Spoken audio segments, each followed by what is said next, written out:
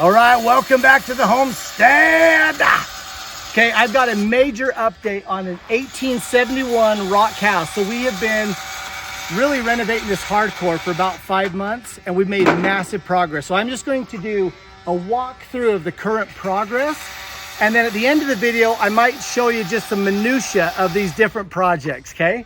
So the very first thing is we had to strip all the plaster off, and now the whole thing is remortared. So it was funny, it took my older boy Devin 100 hours to chisel in between each one of those rocks. So, I mean, just every single rock had to be chiseled out. There was some Portland cement, there was old plaster, it was just awful. And then the people that we hired to come back, it took them literally a day and a half, and they had the whole thing repointed. So I've also been up on a lift and I've painted the top part. So see how beautiful that top is? I estimate about 12 different canisters of foam and about 30 different tubes of caulk. It was a nightmare. It is a nightmare. I've still got one side to do. So, okay, I want to show you over here. Come here. So Bryce, real quick. So when we bought the house, the old original Pioneer columns, they were actually inside the house. So we are restoring, after at least 30 years, this balcony. So we're using as many original pieces as we can. I took a few embellishments, like down here, we're setting it on some Trek decking so that the new bases that we put in won't rot, because the original bases were rotted. In fact, there's only about 10% left, enough I could see the profiles and had them replicated. It is a big dang deal. We have got literally the first column up. Doesn't look like much, but all the other capitals are in, epoxied, and tied into the concrete. It's been a good day. So we're gonna set the new replica bases on top of Trek's original column. Now inside the column, I actually put a 4x4 post so that I could bracket it and just put it right into the concrete.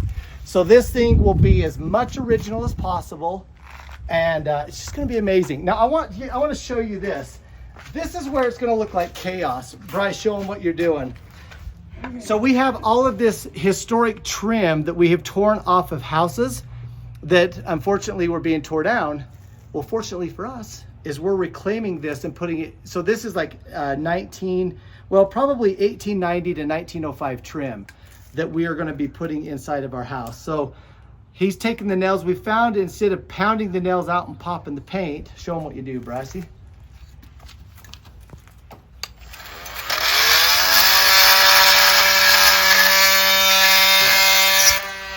Boom, just like that. Thanks, Bryce.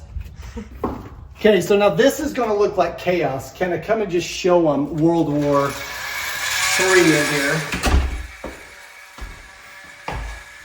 So if you look around here, I'll get in the camera, but I want you to just walk through with me, Kenna, and just show them all of these pieces. I mean, this looks like madness, but we're gonna organize chaos, baby, because we have to make sure that we have all of the parts the right lengths to put in, because the handyman's going to come in here, and if I'm not here to kind of tell him what's going on, I need to make sure I have enough pieces. So I think we do. So the bases will be down yonder, and then these bad boys are going to go on top of that. And this is not the right piece for it. But look how flippin' beautiful that is.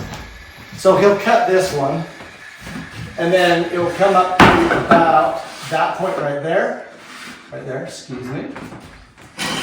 And this piece actually does go right up here.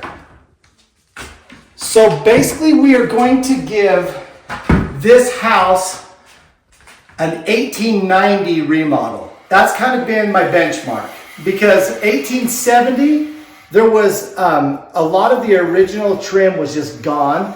Some of it was here, but all of my doors, my casings, my front doors, interior doors, exterior doors, they were missing. So we have to replace it. So we're going to replace it as if this house got the really embellished 1890 trim package. The one thing is, I think because it never got a lot of those updates through the years, the house just kind of fell. You know, a lot of really great people who didn't have enough money to really update the electrical and the plumbing. So we've done all of that. Every wire's new, every pipe is new, and it was a nightmare. All right, so come through here, we'll show you some more chaos. Now, something I'm really excited to show you is all of my fireplaces. I have 3 historic Runford fireplaces in this house, and they were all covered up.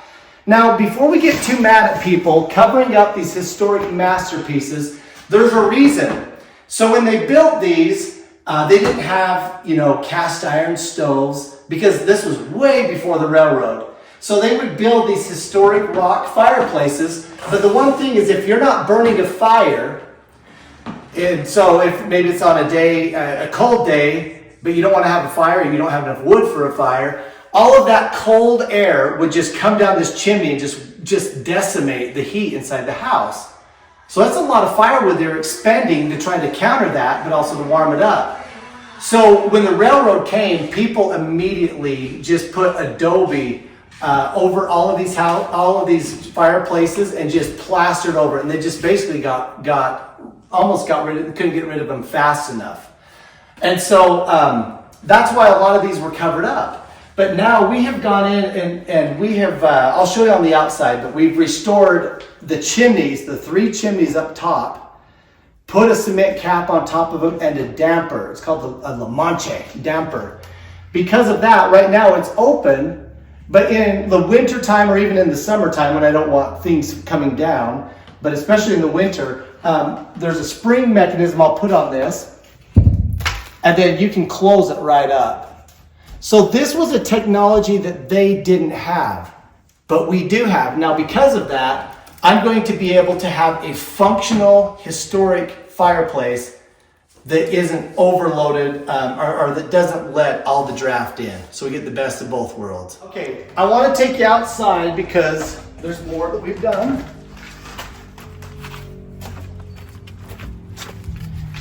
So if you look up there, see, so you have the very top part is the fascia, soffit, and then frieze board. And underneath that, I had a gap, like a 3-inch gap that I had to put spray foam, and then I cut the spray foam off, and then I put silicone underneath and then painted it. And the problem with this is there's always gaps. Now there's bigger gaps because I removed like 1.5 to 3 inches of plaster on here.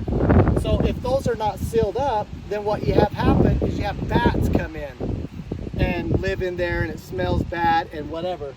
So my trick with this is you get some spray foam, and then you spray it up in there to bridge the gap. When that's done, then you just come over with a knife. Oh my gosh.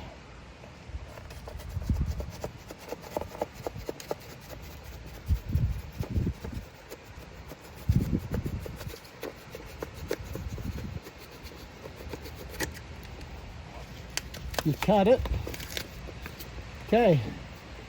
So you cut that clean off, right? Then the next step is just your good old-fashioned siliconized painter's caulk, baby. And I like to come underneath here and I make a bead all along the back wall. And then I just fill it all the way full of caulk. And then you get to the most important part. Do I show this? Might as well. And then once you've done that, you just come in here and you push up and you putty. You push up and you putty. I've already made a connection to that back wall. Push up and putty. Push up and putty. So now up there, there is no way for hornets nor bats. And that's why if you look around closely, you see these all over. I mean, sorry, I had to put them in. You're gonna have to put up with me for just a second. Because you think I'm exaggerating on how many I had to use. We could do this all day long because we're just all over. It was exhausting. Okay, so we're just about to the point to where we're gonna restore these columns back. It has been set on these little things for probably 30 years as well. Fun fact, when we had the big dumpster here, the dumpster guy backed into it and this thing just fell over and the roof stayed. Okay. If I can, I'll put some videos up. We just moved this shed from over there. We got a crane and moved it over here. Have y'all ever seen The Wizard of Oz? Just wondering.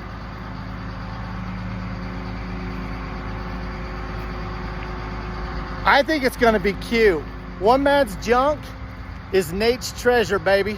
This thing has just been hidden in the backyard, clear full of dog crap, but I'm gonna make it look cute again. And y'all gonna love it. All right, then come over here, Kenna. You can go in the shade. And I just wanna show you, so see the fireplace? So it was with much effort to get that bad boy restored. So back up and show them that third one over there too. Welcome back to the homestead. All right, I'm up here with the birds again. I want to show you our historic chimneys. They have now all received a brand new La Manche cap on them, which will allow me to completely close off this when I don't want to, so you don't have all that cold downdraft in the winter. You close it up. When you got your fire, you open it. And look at this. So this will protect the chimney. If you look over there, that chimney was like almost completely ruined, as was that one. It was basically missing. So we got a bunch of historic brick, recreated them, and put a cap on them, baby. Oh yeah, and guess what happens tomorrow, by the way? Tomorrow we are starting to build the historic balcony right there. It's been off of this historic rock house for over 20 years, baby. So you see the white cap on top. So that is a white concrete that we poured a white concrete cap on it with a hole for the La Manche dampers. And then that's sitting on top of the fireplace or the chimney. So luckily we had the original chimney that was still intact. Right, you have to come right here to see it.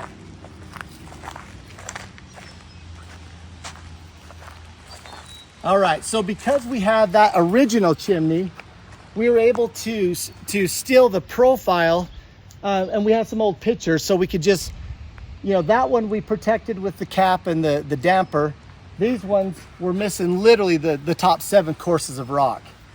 Okay, so I want to show you just a few more things of the property. By the way, look at how cool this side is. So the front side with that big old balcony and the big stately, I call this the Manti Manor. But this side is just so cool because this is just so humble. This is like regular Sanpete County architecture. Like this looks like every single house that you have. This house, oh, one little element over here. So not only do you have the big balcony up the front and then the hip roof on the corner, these things are uncustomary to the architecture around here. But then you also have those eyebrows over the windows. And it's just weird. That's literally the only house in Manti that has that. And so I love this house because the architecture is really kind of contradictory. I had a gentleman who's an architectural historian really excited to come and look at this house. And I mean, he was as befuddled as I was because this house has all these weird anomalies. So the front is very stately, but then back here to my point, when you get back here to the back, the end of the day, this is just a regular Manti, Sanpete County rock house, and I love it. Again, this is my favorite side.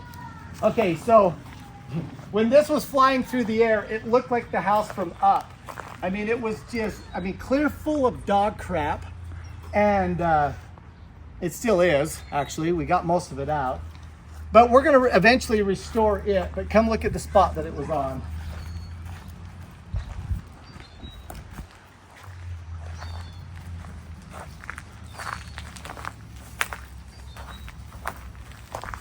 So it was sitting here right in this spot here, and we've decided that we want this whole area. We go all the way to the red car. So we're gonna put a large pasture here and just have grass for the cows and the goats so that we can alternate them from property to property. But it'll allow us to fix up that shed, allow us to properly fix up that shed. They both will be functional and it will have the right look. Okay, so onto the back, you can see what I've been doing with all of the silicone. Kenny, can you see up underneath this freeze board? So see this gap all along this line, up, top there.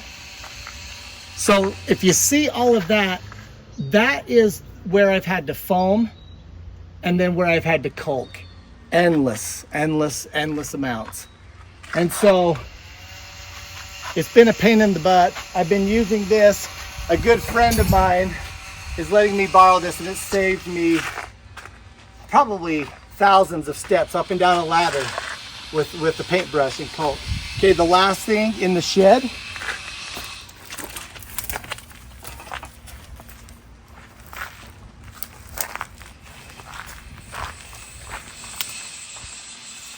Yeah, in fact, I'm going to take this for just a second, Kenna, because I can talk this way. I want you to see what the back looks like. I mean, it's not done. We still have got to address the trim across the back, paint it, seal it up. But again, it's just another example of really how humble the house is. Isn't that remarkable? Okay, the last thing I want to show you is the rest of the chaos. So this is where we have been storing all of the harvested, reclaimed Pioneer trim. You should have seen it before we got all that stuff in there. But, you know, these are 150-year-old boards, and the millwork is amazing. And so we're bringing it all to life.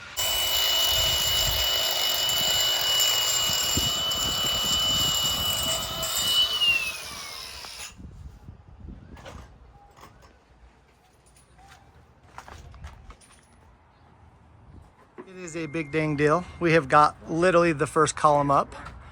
Doesn't look like much, but all the other capitals are in, epoxied, and tied into the concrete. It's been a good day. It is practically done, baby. So the thing that's going to stink in a very real way is that we've got these supports right in the way of where these cross beams are going to go. Right here. So that means we are going to get to re-brace the whole awning rooftop above here. It's okay. If it was easy, it would not be worth it. Look at that. We're moving our brace, getting that much closer to getting rid of these temporary toothpicks holding this whole thing up. Okay, this is the big deal here at the homestead. Look at that. Oh, it did fall. It has been up for all of these years.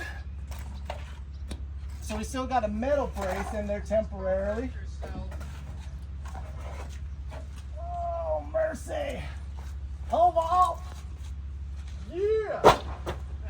Didn't hit on anything for me.